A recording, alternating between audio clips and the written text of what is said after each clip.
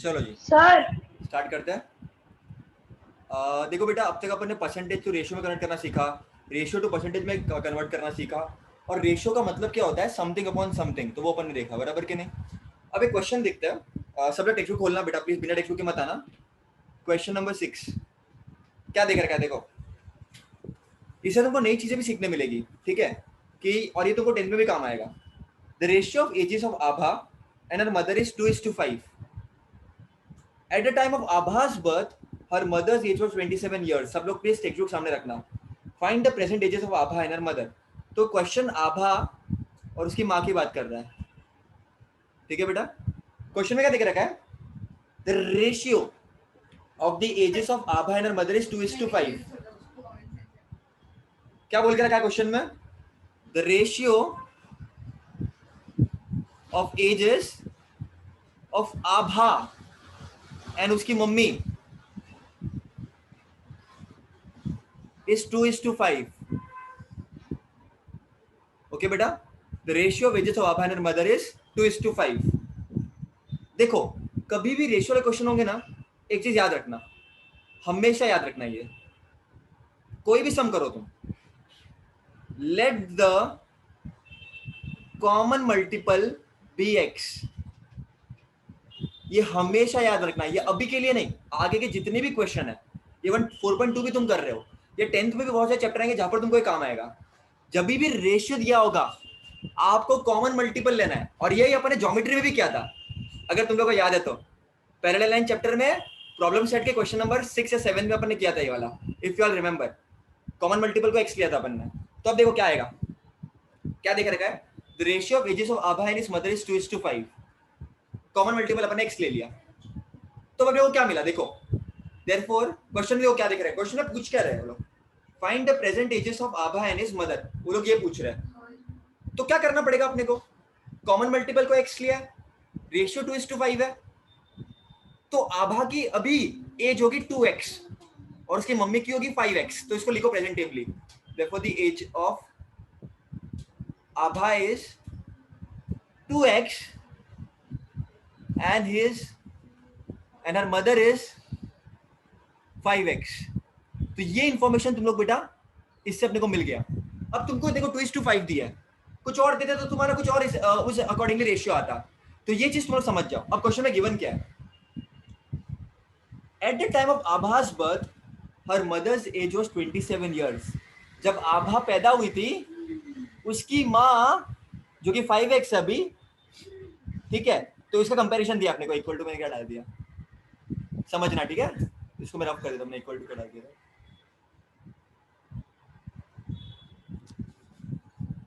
क्या बोला मैंने, जब आभा पैदा हुई थी उसकी मम्मी की एज 27 साल थी, समझ रहे हो। अब देखना क्या हो जाएगा, तो भैया उसकी मम्मी जब आभा पैदा हुई तब 27 साल की थी, मतलब आभा की जो एज है प्लस अगर 27 तुम करते हो तो तुम्हारी मम्मी की उसकी मम्मी की तुमको एज मिल जाएगी। सिंपल, एकदम सिंपल। मतलब अगर आभा 2 साल की है उसकी मम्मी 29 की होगी, आभा अभी जस्ट निकली है तो उसकी मम्मी 27 की होगी, कमो 27 की हो गई। रिश्तेदार हमारे तो सीसी की मांग रहे हैं, वो सब नहीं है बाबा, वो सब नहीं। ओके, तो अब देखना बेटा, वापस मैं एक बार रिपीट करता हूं, क्या बोला मैंने, जब जब जब आभा पैदा हुई उसकी मम्मी की एज 27 साल थी, तो क्या अपन लिख सकते हैं कि जो आभा की एज होगी उससे तुम 27 को ऐड कर दो तो उसकी मम्मी की एज मिल जाएगी तुमको। जैसे फॉर एग्जांपल अभी तुम 15 के हो और जब तुम पैदा हुए तुम्हारी मम्मी 27 साल की थी, तो अगर आज तुम्हारी मम्मी की एज कितनी है मैं पूछूं तुमको, तुम 27 को ऐड कर दोगे तो तुम्हारी मम्मी की एज 42 हो जाएगी। सिंपल चीज है एकदम, वही किया मैंने, आभा की एज में 27 को ऐड कर दिया है तो तुमको उसकी मम्मी की एज मिल गई, हो गया सिंपल लॉजिक। अब पहले ये चीज मैं तुमको क्लियर कर देता तुमको समझा कि नहीं समझा, ठीक है, तो तुमको इतना समझ में आ गया, जब आभा की एज जो भी है उसे 27 को तुम ऐड कर दोगे तुमको उसके मम्मी की एज मिल जाएगी, सिंपल बात है, बराबर के नहीं। अब देखना अपने को चाहिए आभा की एज कितनी है अभी और उसकी मम्मी की एज कितनी है। ऐसे तो बुरी बात होती है किसी की एज पूछना, स्पेशली आभा की और उसकी मम्मी की, लेकिन क्वेश्चन वाला तो हम कर देंगे, बराबर के नहीं। तो एक काम करो, 2x को तो लेकर आ जाओ, तो 5x minus 2x equal to 27, therefore 5x minus 2x क्या होगा, 3x इक्वल टू 27, देखो x क्या हो जाएगा 27/3, देखो x इज 9। अब बच्चे खुश, 9 फिर एग्जाम देखा 2 में से एक ही नंबर है, ऐसा क्यों हुआ? अरे बाबा तुमको x मिला है, तुमको आबा की एज नहीं मिली अब तक, उसकी मम्मी की एज भी नहीं मिली, कंप्लीट करो उसको। देयरफॉर 2x क्या हो जाएगा 2 into 9 तो 18 साल, 5x क्या हो जाएगा 5 into 9 45। तो तुम लास्ट में क्या लिखोगे, लास्ट में तुम लिखोगे देयरफॉर प्रेजेंट एज ऑफ आबाजी इज 18 एंड उनकी माँ and her mother is 45 years, और उसको प्यारे से बॉक्स में डाल दो, बहुत सारे टीचर का ध्यान नहीं जाएगा तुम्हें बॉक्स में, तो क्या हो जाएगा, तुमको कुछ गड़बड़ भी की होगी तो बच जाओगे, करना मत, लेकिन होता है ऐसा। तो ये तुम्हारे बॉक्स में आ गया और ये हो गया अपना क्वेश्चन प्यारा सा। क्या था क्वेश्चन में, वापस रिपीट करता हूं मैं, कभी भी रेशियो दिया होगा बेटा, कॉमन मल्टीपल को x ले लो, तो अगर 2:5 है तो ऑब्वियसली 2 वाला जो पार्ट होगा वो आभा के लिए होगा 2x, और 5x। बस क्या किया मैंने, कंडीशन दी थी, देखो इधर लिखने का, अकॉर्डिंग टू गिवन कंडीशन, एकदम सिस्टमैटिकली। टीचर आधा भाग भी ना काट पाए बेटा, काटेगी कैसे, अकॉर्डिंग टू गिवन कंडीशन।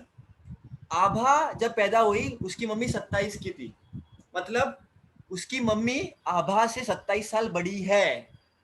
बस मैंने 2x को तो लेकर आ गया, मुझे x का वैल्यू मिल गया और मैंने 2x और 5x निकाल दिया। 2x था आभा की एज और 5x था उसकी मम्मी की एज। ये एग्जाम में लिखना मत, तुम्हारे एक्सप्लेनेशन के लिए बेटा।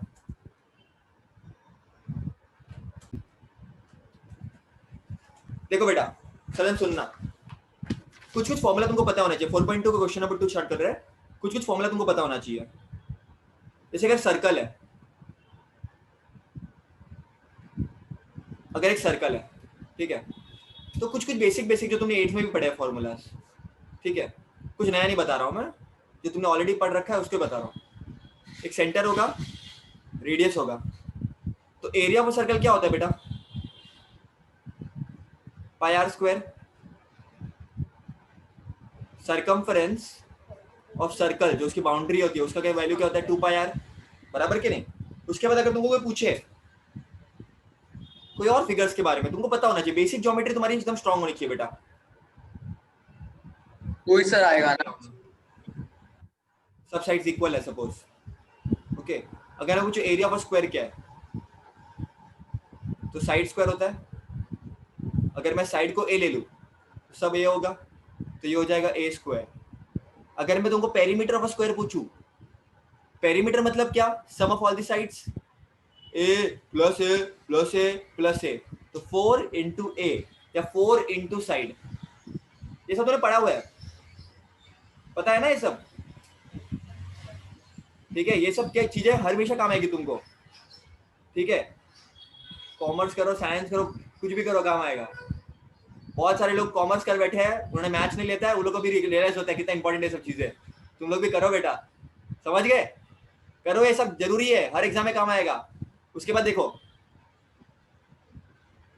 ये फिगर देखो, ये रेक्टेंगल है, समझो ये एल है, लेंथ है, ये ब्रेथ है। एरिया ऑफ रेक्टेंगल क्या होगा, लेंथ इंटू ब्रेथ। पेरीमीटर क्या हो जाएगा, अब बच्चे रट्टा मारते हैं, इसको रट्टा नहीं मारना, perimeter sum of all the sides. अगर ये बी है तो ये भी बी होगा, अगर ये एल है तो ये भी एल होगा, तो ये क्या हो जाएगा एल प्लस बी ऐड कर दिया सबको, तो 2l प्लस 2b। तो मैंने क्या किया, 2 को कॉमन ले लिया, 2 इंटू एल प्लस बी। तो ये सब फॉर्मूला बेटा तुमको पता होने चाहिए, आई एम श्योर तुमको पता है। अगर नहीं पता है, अच्छा एक और फॉर्मूला है डायगोनल ऑफ अ स्क्वायर का, डायगोनल ऑफ अ स्क्वायर का भी एक फॉर्मूला है बेटा।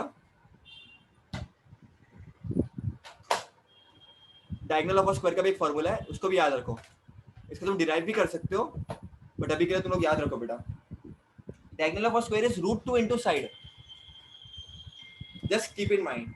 पाइथागोरस थ्योरम यूज करके तुमको मिल जाएगा, डायगोनल होता है स्क्वायर का, समझे? पी क्यू आर एस है, तुम्हारा पी आर डायगोनल होगा, पी आर। तो ये फॉर्मूलाज आई होप तुमको पता है, अगर नहीं पता है तो तुमने देख लिया, ठीक है।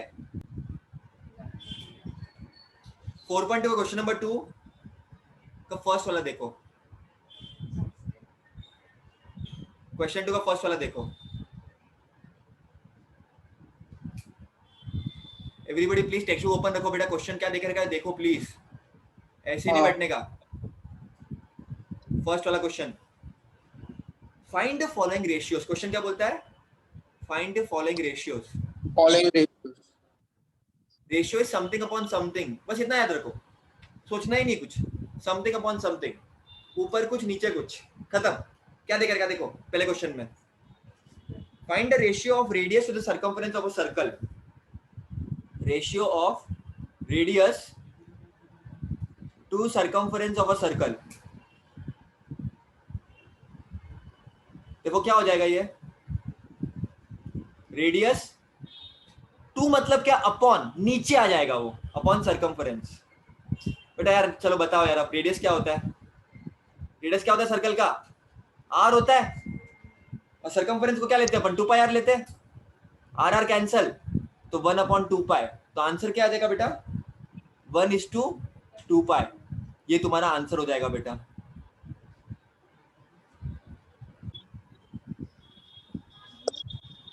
क्वेश्चन नंबर 2 देखो इसका, ratio of circle, the ratio of, अब इनको चाहिए सर्कमफरेंस, सेकंड क्वेश्चन देखो, सर्कमफरेंस टू एरिया। सर्कमफरेंस क्या होता है?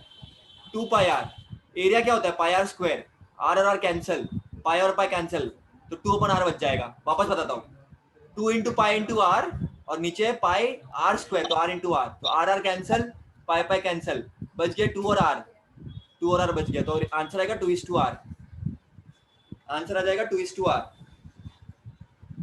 ओके नेक्स्ट देखते हैं, नेक्स्ट देखते हैं, थर्ड वाला, the ratio of diagonal of a square to its side, और साइड ऑफ अ स्क्वायर दिया है, side of a square is 7 centimetre. क्या बोला है? Ratio of diagonal of a square to its side, so that will be equal to diagonal of a square upon side of a square। Diagonal of a square क्या बताया था मैंने, याद करो, अभी बताया था shortcut. Diagonal of a square देखो इधर है, √2 into side, √2 into side, put कर दो बस बेटा, पुट कर दो, याद रखना ये √2 इंटू साइड डायगोनल, एमसीक्यू में डायरेक्ट पूछेंगे वो लोग तुम लोगों को, √2 into side upon side, side कितना दिया है? √2 इंटू 7/7, 7 दिया ना, तो 7 7 कैंसल, तो क्या आ जाएगा नीचे? √2:1, आंसर आ जाएगा √2:1। ये हो गया अपना ये वाला क्वेश्चन।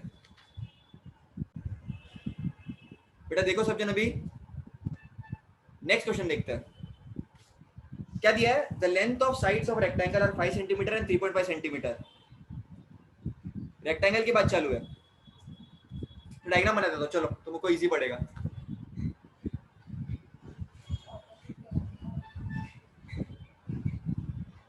क्या देख रहे हैं देखो, the length of sides of rectangle are 5 centimetre and 3.5 centimetre. तुम्हारा लेंथ दिया उन्होंने 3.5 सेंटीमीटर, लेंथ दिया 5 सेंटीमीटर,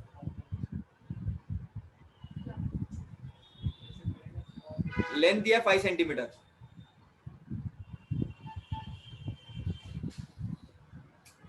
एंड ब्रेथ दिया है 3.5 सेंटीमीटर। तुमको बोला है find the ratio of perimeter to its area. क्या बात है, तुमको बोला है ratio of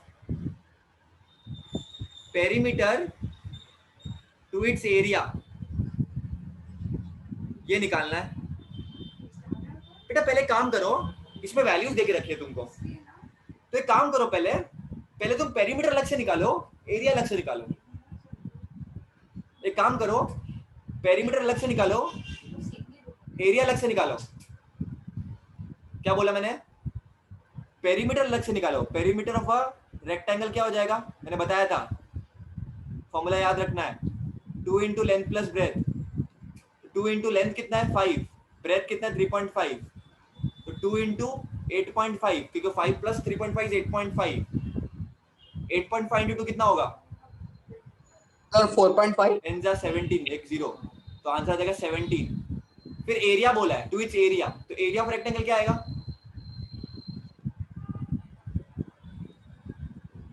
length into breadth. Length कितना दिया? 5, और ब्रेथ दिया 3.5, तो 3.5 इंटू 5, 5 5 से 25, 15 17, तो आ जाएगा 17.5।